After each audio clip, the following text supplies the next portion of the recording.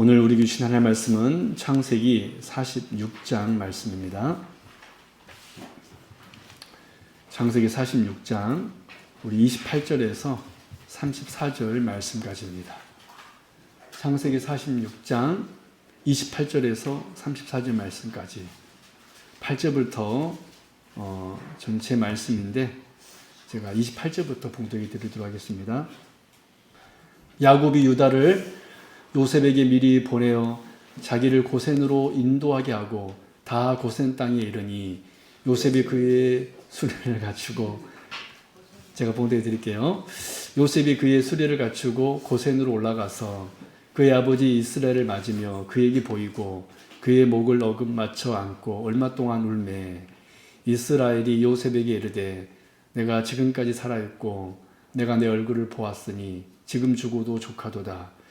요셉이 그의 형들과 아버지의 가족에게 이르되 내가 올라가서 바로에게 아뢰어 이르기를 가나안 땅에 있던 내 형들과 내 아버지의 가족이 내게로 왔는데 그들은 목자들이라 목충하는 사람들이므로 그들의 양과 소와 모든 소유를 이끌고 왔나이다 하리니 바로가 당신들을 불러서 너희의 직업이 무엇이냐 묻거든 당신들은 이르기를 주의 종들은 어렸을 때부터 지금까지 목축하는 자들이 온데 우리와 우리 선조가 다 그러하나이다 하소서. 애굽 사람은 다 목축을 가증히 여기나니 당신들이 고센 땅에 살게 되리이다. 아멘. 네, 할렐루야. 네, 오늘 오신 여러분들을 환영하고 축복합니다. 우리 성도님들 한 주간 다들 잘 지내셨죠? 날씨가 많이 추웠는데 우리 성도님들 건강하셨습니까? 네. 우리가 지난주 참 추웠지만 그래도 저는 이렇게 겨울에는 이렇게 쨍한 게 날씨가 좋더라고요. 여러분, 이 추운 와중에서도 또 복된 교회 와서 함께 예배 드리는 게 우리에게 참으로 복인 줄로 믿습니다.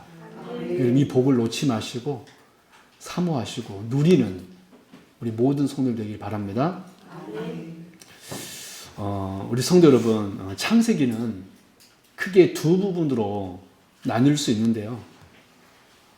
1장부터 11장까지는 인류 전체를 다루는 온 역사라면 12장부터는 아브라함이라는 한 사람으로부터 시작된 구속의 역사입니다. 그래서 오늘 보면 이 46장은 이 구속의 역사가 한 개인과 이제 가족을 넘어서 민족이라는 큰 틀로 옮겨가는 매우 중요한 전환점입니다. 그리고 오늘 본문, 우리가 읽지는 않았지만 본문을 읽다 보면 긴 명단이 나오는데 바로 야곱 자손들의 계보, 족보입니다. 보통 우리가 이런 족보를 보면 쉽게 우리의 눈이 피로해지고 빨리 넘어가고 싶어 합니다. 성경을 읽을 때. 하지만 여러분, 성경에 기록된 족보는 결코 지루한 명단이 아니라 그것은 하나님의 세밀한 통치 기록이 바로 성경에 기록된 족보입니다. 여러분, 야곱의 아들들이 이름이 맨 처음 창세기 30장에 기록되어 있는데 그때는 태어난 순서대로 이렇게 기록이 되어 있었습니다. 즉 먼저 레아, 야곱의 첫 번째 부인인 레아의 아들들로 시작해서 그 여종들의 아들들 비라와 실바, 그리고 맨 나중에 라헬이 맨 나중에 아들을 낳잖아요. 요셉, 그리고 이제 나중에는 베냐민까지 낳는데 그래서 레아, 비라, 실바, 라헬 이런 순으로 그 창세기 30장에는 야곱의 아들들의 이름이 기록이 되어 있습니다. 그런데 오늘 창세기 46장에 기록된 이 야곱의 족보는 좀 다릅니다. 어머니를 중심으로 묶여 있는데요. 먼저 레아의 자손, 그 다음에 실바의 자손, 그 다음에 라헬의 자손, 그 다음에 비라의 자손 순으로 이렇게 기록되고 있습니다. 레아의 자손은 15절부터 기록되어 있고 실바의 자손은 18절부터 기록되어 있고 라헬의 자손은 22절부터 기록되어 있고 비라의 자손은 25절부터 기록되어 있습니다. 그렇다면 이것이 무엇을 의미할까요? 하나님께서는 이제 이 야곱의 가족을 단순한 혈연 공동체가 아니라 하나님의 약속을 따라 질서 있게 세워진 따라합니다. 언약 공동체. 즉 교회의 모형으로 바라보고 계신다는 것입니다. 그냥 단순한 혈연 공동체가 아니라 하나님의 언약으로 구성된 언약 공동체, 즉 교회의 모형으로 야곱의 식구들을, 그 자손들을 바라보고 있다는 거예요. 그래서 우리는 이 야곱의 식구들을 대할 때 구약의 교회라는 관점으로 봐야 됩니다. 구약이 뭐로 봐야 돼요? 교회. 그리고 여러분 26절과 27절은 이 야곱의 식구들을 숫자를 합산하여서 이렇게 한마디로 결론을 내립니다. 우리 같이 읽어볼까요? 26절 27절 시작. 야곱과 함께 애굽에 들어간 자는 야곱의 며느리들 외에 66명이니 이는 다 야곱의 몸에서 태어난 자이며 애굽에서 요셉이 낳은 아들은 2명이니 야곱의 집사람으로 애굽에 이른 자가 모두 70명이었더라. 모두 몇 명이었어요? 70명. 그래서 오늘은 이 70명이라는 숫자가 가진 구속사적인 의미가 무엇인지 우리가 오늘 살펴보고, 또 그들이 세상으로 상징되는 애굽, 이집트죠. 당시 세상 나라를 상징한 애굽으로 들어가는 이 방식을 통해 우리 하기쁨 교회가 이 세상에서 저와 여러분이 성도로서 이 세상에서 어떻게 존재해야 하는지 함께 살펴보면서 은혜를 나누고자 합니다. 오늘 말씀을 통하여서 저와 여러분들에게 큰 은혜가 있기를 주님의 이름으로 축원합니다. 아멘. 오늘 말씀이 굉장히 중요합니다. 늘 말씀이 중요하지만 오늘 말씀 정말 중요합니다. 첫 번째, 세상은, 놀라지 마십시오, 교회를 통하여서 세워집니다. 세상은 교회를 통하여서 세워집니다.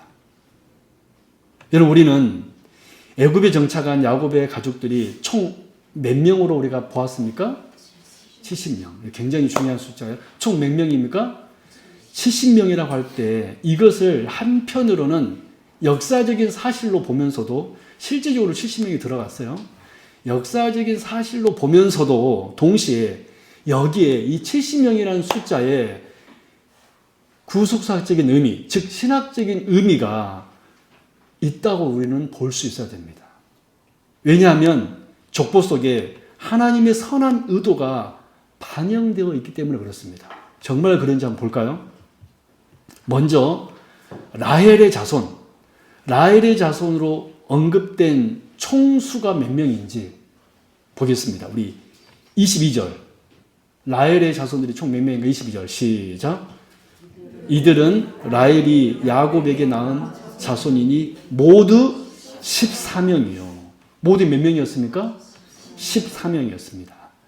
라헬의 자손, 이제 세월이 흘렀기 때문에 또 자녀들을 계속 낳았을 거 아니에요. 베냐민도 이렇게. 근데 여러분, 라헬의 자손의 총합이 몇 명이라 기록되어 있습니까? 14명. 여러분 노트에다 잘 쓰시고 언더라인 하십시오. 지금 오늘 보니까 숫자가 굉장히 중요해요. 여러분, 성경은 아무런 의미 없이 숫자가 이렇게 기록된 게 아닙니다. 여러분 이해하셨죠? 왜? 성경은 역사적인 기록이 아니에요, 사실은. 역사적인 의미도 있지만 더 넘어서 신학적인 의미가 있습니다. 라헬의 식구 총 몇 명이었다? 14명. 그러면 라헬의 여종 비라를 통하여서 태어난 자손들은 총 몇 명으로 기록되어 있습니까? 25절 가시겠습니다. 시작. 이들은 라반이 그의 딸 라헬에게 준 비라가 야곱에게 낳은 자손들이니 모두 17명이라. 모두 몇 명이에요? 7명. 그렇다면 라헬의 자손이 14명이니까 7 곱하기 뭡니까? 7 곱하기 2. 7이 14. 라헬의 자손은 7 곱하기 2로 14명이고, 그러면 비라의 자손은 7 곱하기 몇으로 7명입니까? 우리 성도님들 구구단 지금 하고 있는데 7, 1, 7 곱하기 몇은 7이에요? 1. 여러분 질문하니까 지금 굉장히 어려운 것을 묻는 거로 생각하는데 라헬의 자손들은 7 곱하기 2로 14명이고 비라의 자손은 7 곱하기 1로 7명입니다. 그러면 이 라헬과 비라를 둘을 합치면 7 곱하기 3으로 몇 명입니까? 21명이에요. 이해하셨죠? 네. 그 다음에 이제 레아 쪽으로 한번 살펴보겠습니다. 레아가 낳은 아들은 총 몇 명입니까? 15절 같이 읽겠습니다. 시작.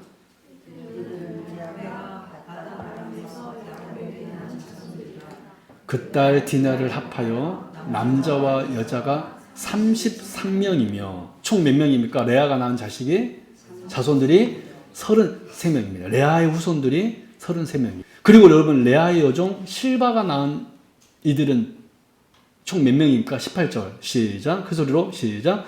이들은 라반이 그의 딸 레아에게 준 실바가 야곱에게 낳은 자손들이니 모두 16명이라. 모두 몇 명입니까? 16명. 그러면 레아의 자손이 33명, 실바의 자손이 16명이니까 합이 몇 명인 것 같습니까? 49명. 49명. 그러면 49명은 7 곱하기 몇으로 49명입니까? 7 곱하기 7로 49명입니다. 이렇게 여러분 라헬 쪽은 7 곱하기 3으로 21명이고 레아 쪽은 7 곱하기 7로 49명을 합쳐서 7 곱하기 10 총 몇 명입니까? 70명이에요. 7 곱하기 10으로 총 몇 명입니까? 70명이 되도록 야곱의 족보가 구성됐다라는 거예요. 야곱의 족보는 70명이니까 7 곱하기 몇으로 구성된 숫자입니까?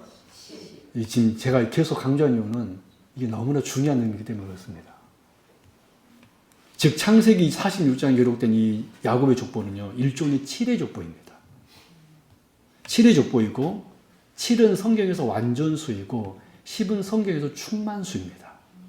그러므로 야곱의 족보가 완전수 7과 충만수 10으로 구성되어서 70명으로 이루어졌다는 것은 어찌하다 보니까 이게 된 것이 아니라 야곱의 가족이 하나님의 통치 아래 완전한 공동체를 이루었음을 보여주고 있습니다. 야곱의 식구들이 어떤 공동체를 이루었다? 완전한 공동체. 그렇다면 이 70이라는 숫자가 왜 그렇게 중요할까요? 여러분 창세기 10장을 보면요. 창세기 10장을 보면 노아 홍수 이후 전 세계로 흩어진 민족들의 명단이 나오는데요. 놀랍게도 총합이 몇 개의 나라냐면 70개국입니다. 몇 개 나라요? 70개국. 그러므로 여러분 성경에서 70은 어떤 의미냐면 온 세상 열방을 상징합니다. 여러분 노아의 홍수 이후로 이제 열방이 생겼잖아요. 다시 민족이 생겼잖아요. 근데 그 나라가 몇 개로 구성되어 있었다? 70개국. 그러므로 우리는 창세기 10장을 통하여서 이 70이라는 숫자가 어떤 의미냐면 성경적 의미냐면 어떤 의미다? 세상, 온 열방, 온 세상 나라를 의미하는 숫자가 몇이다? 70이라는 거예요. 그런데 이 열방이 온 세상이 어떻게 조성되었는지를 신명기 말씀은 이렇게 기록하고 있습니다. 신명기 32장 8절 더 놀라운 말씀 기록되어 있어요. 같이 읽겠습니다. 시작. 지극히 높으신 자가 민족들에게 기업을 주실 때에 인종을 나누실 때에 이스라엘 자손의 수요대로 백성들의 경계를 정하셨다. 그분은 언제 하실까요? 오늘 본문을 핵심을 여는 가장 중요한 열쇠 중에 하나입니다. 이스라엘 자손의 뭐대로? 수요대로. 그럼 오늘 46장을 가지고 말하면 이스라엘 자손의 몇 명으로 온 세상의 경계를 세웠다는 것을 알 수 있어요? 70명을 통하여서 열방을 세웠다는 것을 알 수 있습니다. 충격적인 진리죠.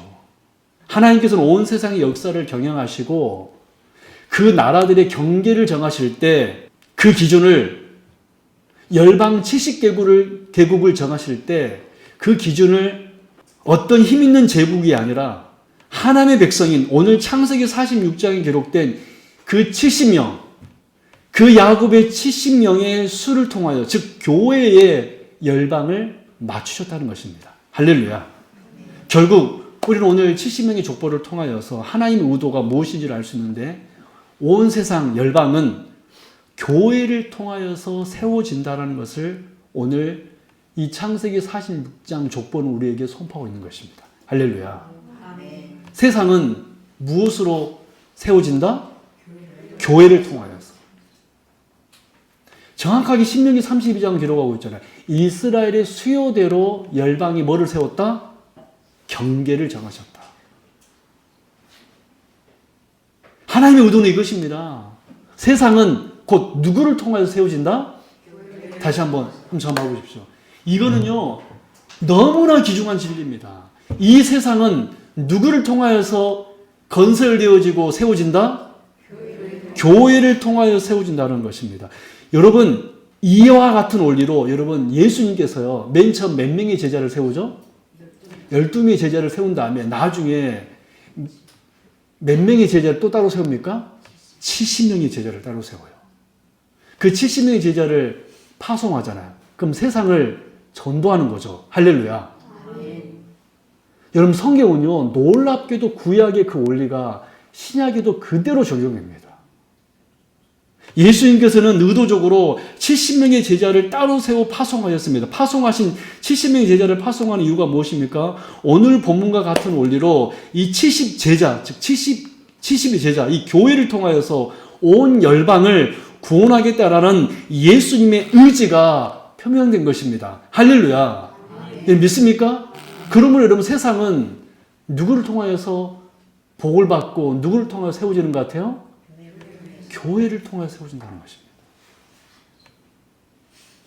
사랑하는 여러분, 바로 이것이 우리 하기쁨교회 여러분들이 가져야 될 자부심이에요.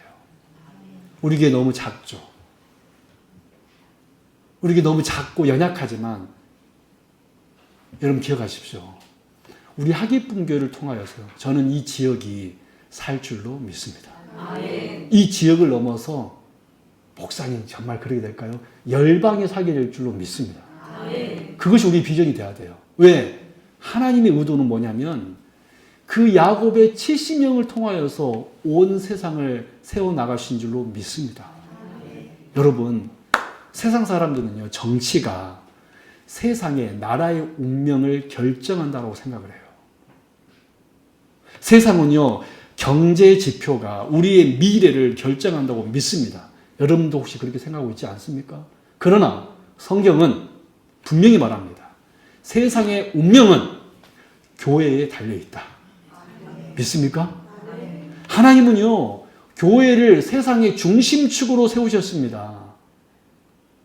지금 70명의 야곱 가족이 지금 애굽이라는 이 거대한 제국 속으로 들어가는 것은 이 70명의 소수가 다수에게 먹히로 들어가는 것이 아니라 하나님의 통치가 세상을 향해 뻗어나가는 동시몬이 이제 본격적으로 이 야곱의 70명을 통하여서 시작되었다는 것을 오늘 창세기 46장의 족보는 우리에게 선포하고 있는 줄로 믿습니다.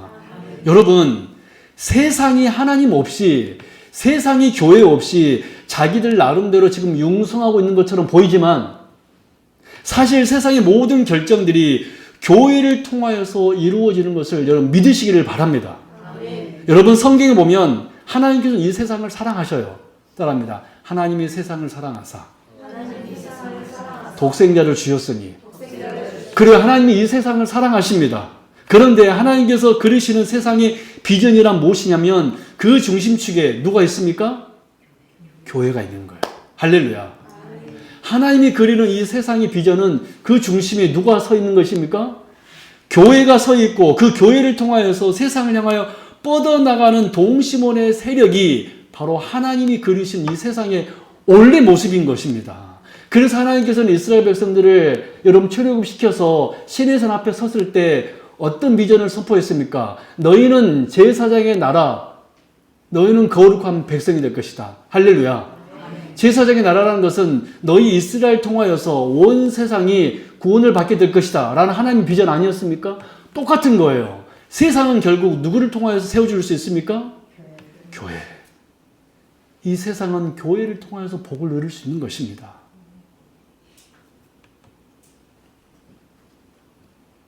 가장 중심에 하나님 나라의 핵심인 교회가 서 있고 그 교회로부터 사명을 받아 뻗어나가는 우리 예수님의 제자들을 통하여 온 세상, 온 민족들, 온 나라 열방들이 하나님 나라 안으로 포섭되어 오는 것, 이것이 하나님 나라의 비전인 줄로 믿습니다.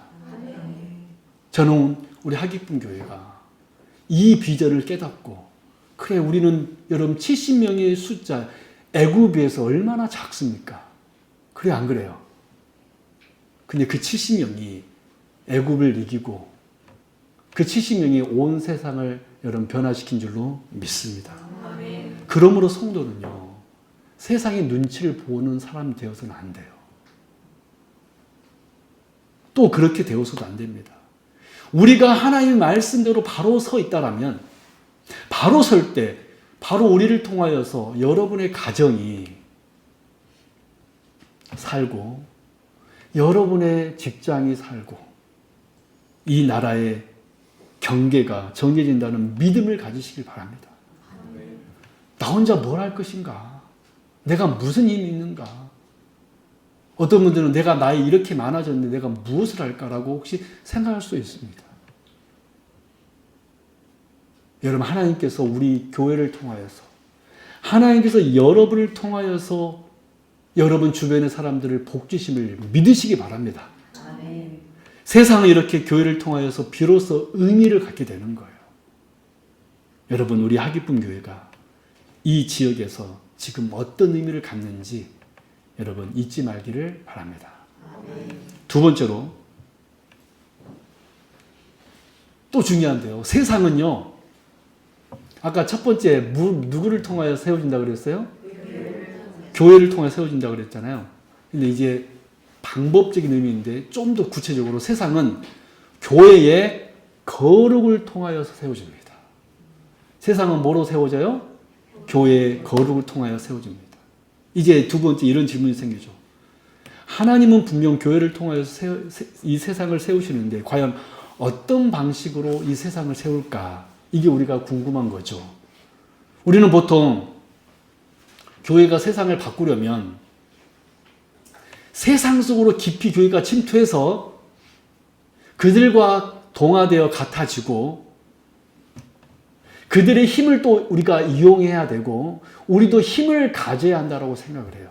세상과 같은 힘, 물질의 힘, 정치적인 힘, 그 힘을 교회가 있어야지만이 선교도 하고,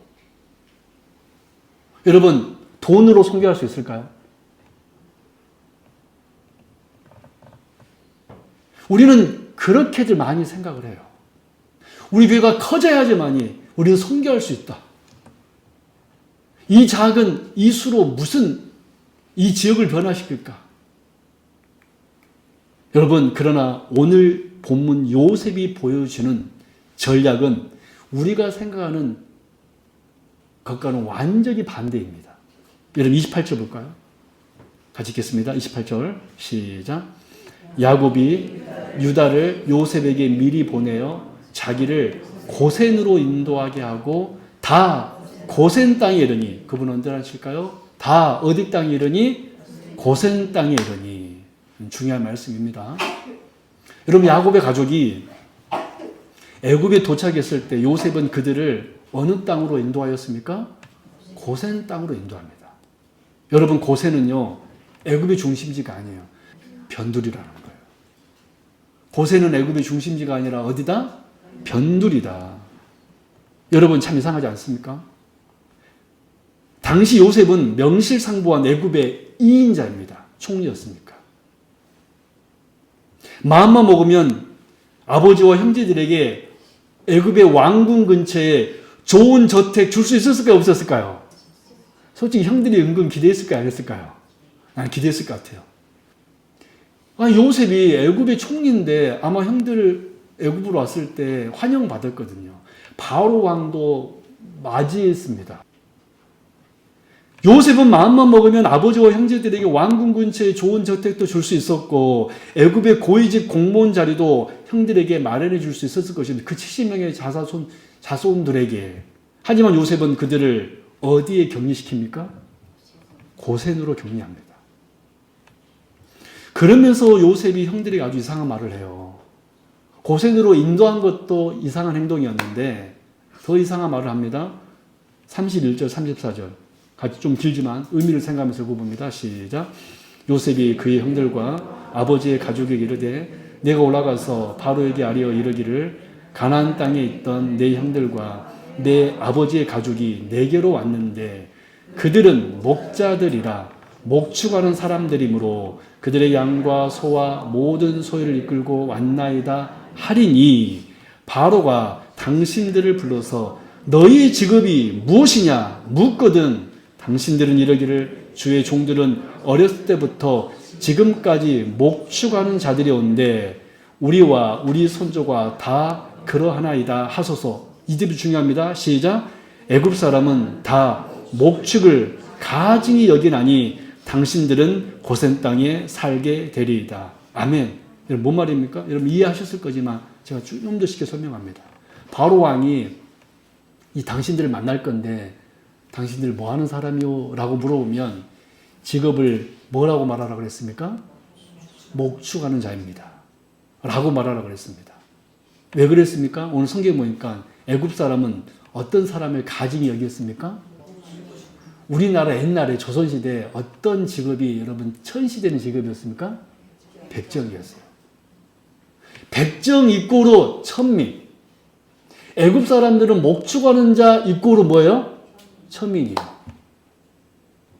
왜 그랬을까요? 고센 땅, 변두리 땅 고센에 이 야곱의 식구들을 살게 한 것도 이상한 거였는데 왕이 묻거든 당신들이 목축하는 자들이라고 말은 실제로 그랬고 그래요. 그렇잖아요? 여러분 솔직히 말해서 애굽 사람들이 목축한 사람을 가증히 여기면 목축한 사람이라고 해야 돼요? 안 해야 돼요? 안 해야 돼요. 그러나 요셉은 그렇게 하라고 시킵니다. 왜 그랬을까요? 요셉은 지금 의도적으로 이 가족들이 세상 곧 애굽으로부터 험한 평판을 듣게 하고 그래서 그들로부터 고립되도록 만들고 있는 거예요. 나쁘게 말하면 고립이고 좋게 말하면 분리입니다. 여러분 왜 그랬을까요? 이것이 중요한데요. 그래서 바로 이 교회의 거룩을 지키기 위해서였습니다.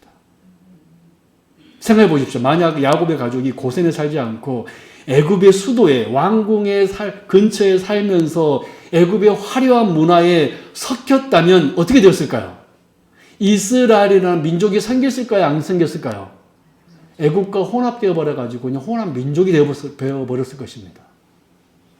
뿐만 아니라 야곱의 식구들은 하나님을 아니라 애굽의 우상들을 숭배했을 것이고 애굽 사람들과 통혼하며 하나님의 백성으로서의 거룩한 정체성을 그 400년 동안 완전히 잃어버렸을 것입니다.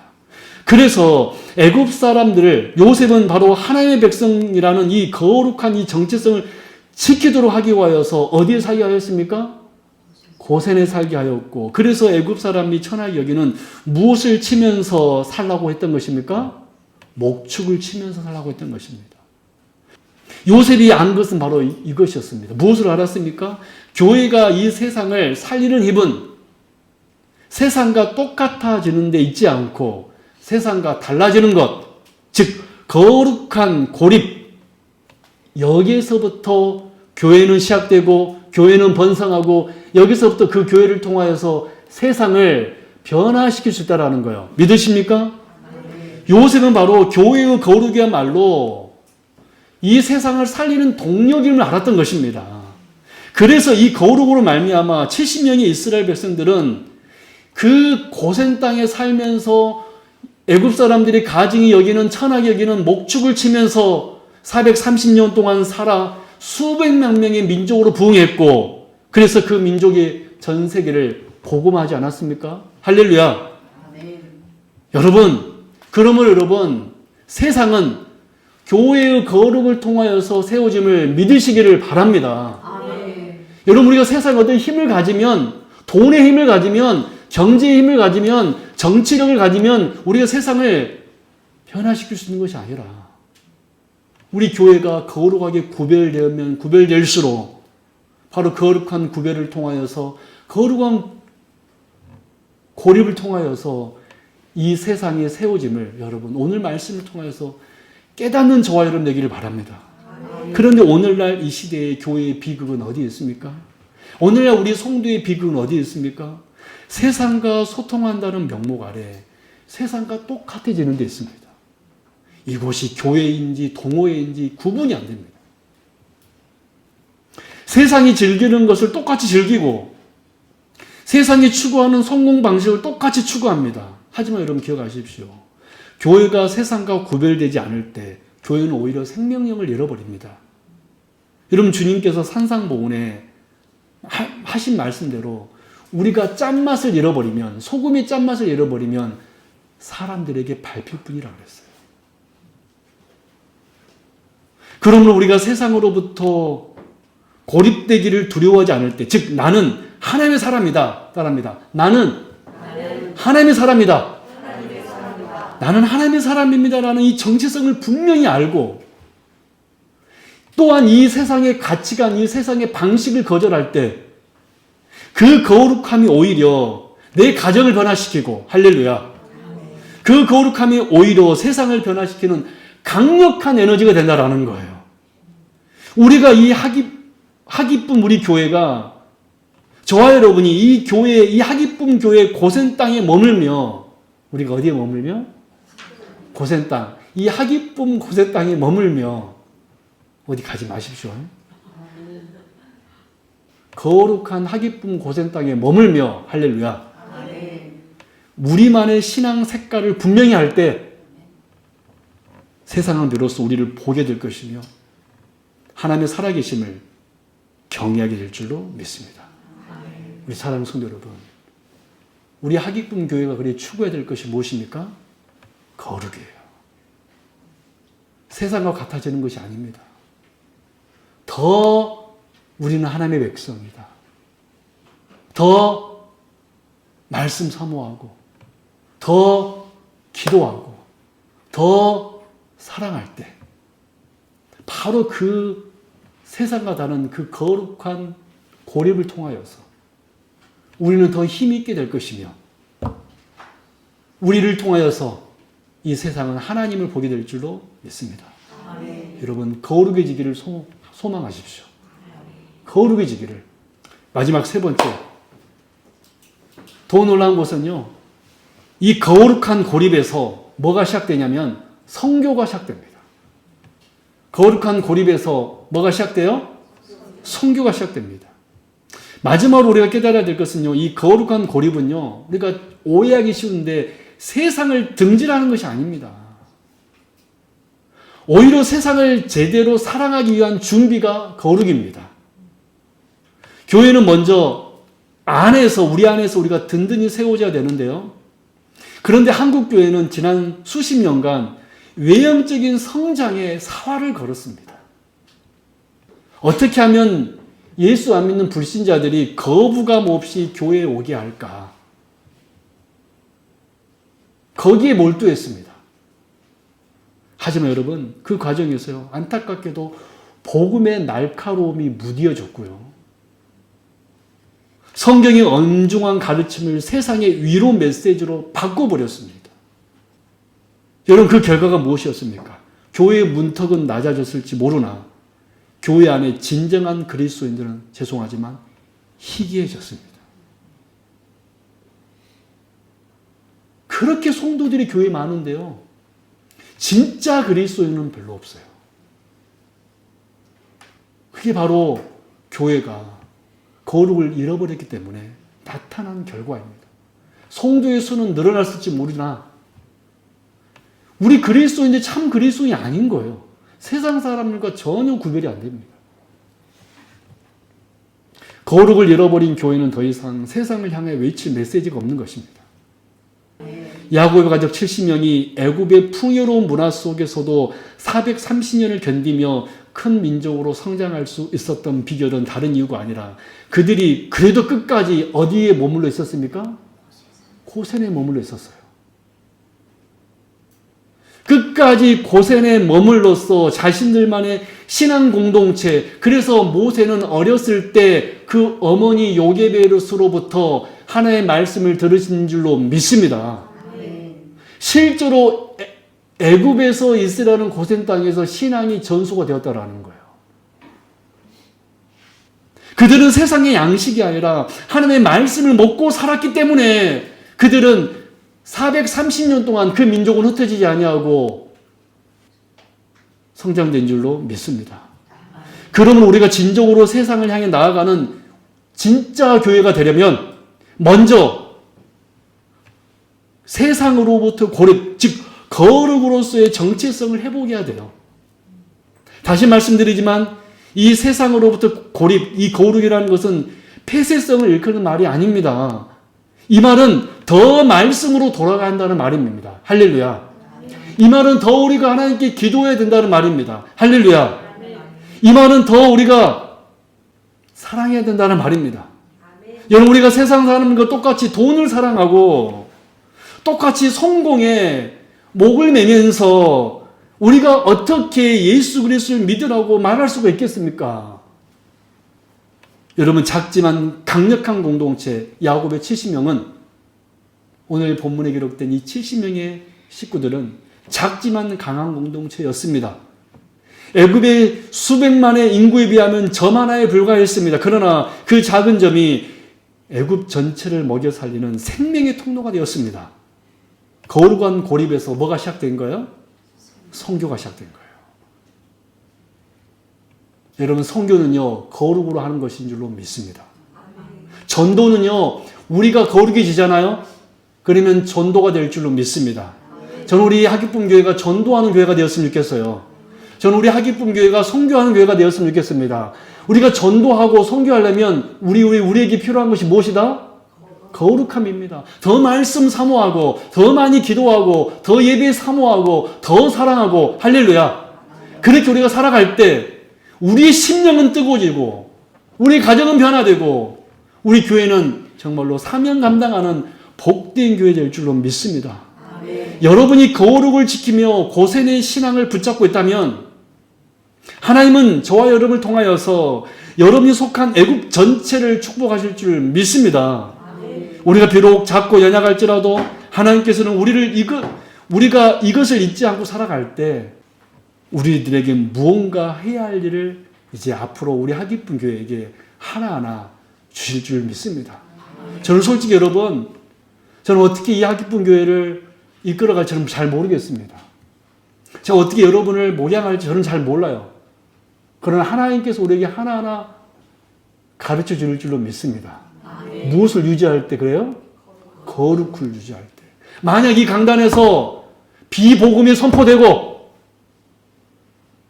만약 이 우리 교회에서 세상의 방식을 따라가고 우리가 거룩을 잃어버린다면 우리는 교회로서의 정체성을 잃어버리고 우리는 그저 그렇게 될 것입니다. 그러나 만약 우리가 고센에 머물게 된다면 고센에 머물러서 목축치는 자로 살게 된다면 예배를 사모하고 할렐루야. 아멘. 그런다면 저와 여러분을 통하여서 여러분의 가정이 변화받게 될 줄로 믿습니다. 아멘. 말씀에 또 할게요. 우리 사랑하는 우리 하기쁨 성도 여러분, 하나님께서는 오늘 우리를 70명의 야곱 가족으로 부르셨음을 믿으시기를 바랍니다. 우리가 세상을 살리는 기준입니다. 우리가 하나님의 비전입니다. 이 사명을 감당하기 위해서 우리가 해보게 할 한 단어가 있었는데 그게 무엇이라고 그랬어요? 거룩이에요. 구별됨입니다. 세상과 다름. 요셉이 가족들을 고센 땅으로 보냈던 것처럼 하나님은 오늘 우리를 세상의 중심지가 아닌 변두리, 즉 낮고 겸손한 자리로 계속해서 부르실 것입니다. 세상 사람들이 가증히 여기는 십자가의 돌을 여러분 부끄러워하지 마시고 나는 하나님의 사람입니다 라고 담당하게 고백하는 저와 여러분 돼서 그래서 우리가 능력자가 될 수 있길 바랍니다. 아멘. 여러분, 우리 교회가 일어서는 길은 한 가지 길밖에 없음을 여러분 꼭 믿으시기 바랍니다. 거룩이에요. 기도하겠습니다. 거룩하신 하나님 아버지 감사합니다. 너무나 작은 70명의 야곱 가족을 통하여서 온 세상을 향한 구원의 비전을 보여주시니 감사합니다. 아멘. 우리가 세상의 화려함에 눈이 멀어 성도의 정체성을 잃어버리지 않게 하여 주옵소서. 오히려 세상과 구별되는 거룩함을 우리의 능력으로 삼게 하여 주옵소서. 고센 땅의 영성을 회복하여서 우리를 통하여 죽어가는 세상에 생명을 얻는 역사를 일어나게 하여 주옵소서. 우리를 세상의 빛과 소금으로 부르신 우리 주 예수 그리스도 이름으로 간절히 기도드리옵나이다. 아멘.